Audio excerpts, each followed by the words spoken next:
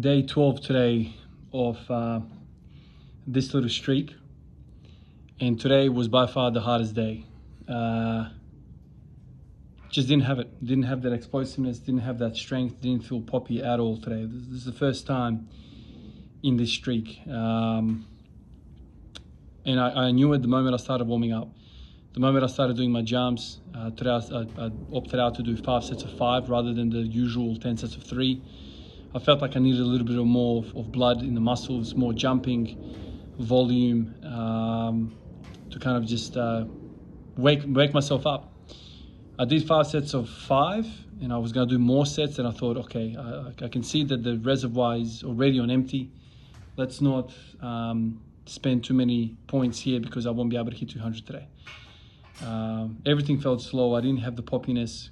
I somehow managed to hit 200, but if it wasn't for the streak, I probably wouldn't have gone for the 200 today. But to keep the streak going, I did put my best foot forward. It was slow. The bar was very slow. You know, usually when I'm doing these 200s, I feel kind of like I'm accelerating the bar to a certain degree. I feel like, you know, I'm poppy, I'm strong under the bar. Like the weight's not feeling like a freaking 1 rep max. Today it felt really slow. And so why? What's changed? You know, this is where all the questions start rocking up. You know, what's different today than, you know, all the other days? You still jumped, you still did all the stuff they usually do leading up to it. And the answer to that, I'm not exactly sure, but I think what I did yesterday and the day before, I just didn't recover enough.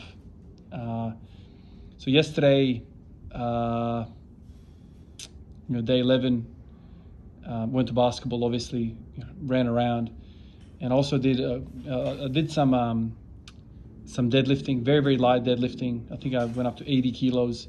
I was doing sets of 10. It wasn't, you know, I wasn't trying to wreck myself or whatever. I was just literally just trying to put some volume into the posterior chain, and the whole time I was thinking, okay, let's not make this cost too many points. But today I've woken up and I'm like, damn, I'm feeling even that. So what I was doing was wider stands, basically sumo stands, pulls, and I was trying to kind of be poppy with it, you know, really kind of pull the bar off the floor quickly. So kind of like a speed day for the deadlift, but with very small weight. The idea was I was kind of like slowly work up over the course of a few days. Because, you know, my whole mind is kind of thinking about this speed thing, and you know, I did my squatting yesterday and I thought, okay, I'm going to go to basketball, so I don't want to do too much stuff, but let me experiment with this. And this experiment almost cost me today. Just don't have the pop in me. I didn't feel in my quads today either. I felt like my shins were much more vertical, and so it became a posterior chain lift. There you go. Let's see how tomorrow feels. But, you know, 16 days was the previous record for 200. And if I start having many more of these types of days where I'm feeling like really tired, it's probably not going to be good for me to kind of like, you know, push very high RPEs. Like I don't want to do that, you know. But this is the thing. So when you're doing something like that, or when you're hitting very high weights every single day, you can just exist doing that and, you know, string as many days as possible together. But my whole idea is, yes, I am doing these 200s every single day, but in the background, I'm actually doing building work. You know, the 200s, you know, it's very hard to argue that you're building anything with these 200s. Even if you are moving the bar really quickly, there's just not enough volume, right? There's not enough volume at that weight. You can't do much volume at a weight that's that. So what I'm doing in the background, as you guys already know, I'm doing lots of push-ups, lots of squats, bodyweight squats, lots of stuff like that's my builder. Yesterday I wanted to introduce some sort of deadlifting, speed kind of stuff, and almost cost me today. So tomorrow is a push-up day for me.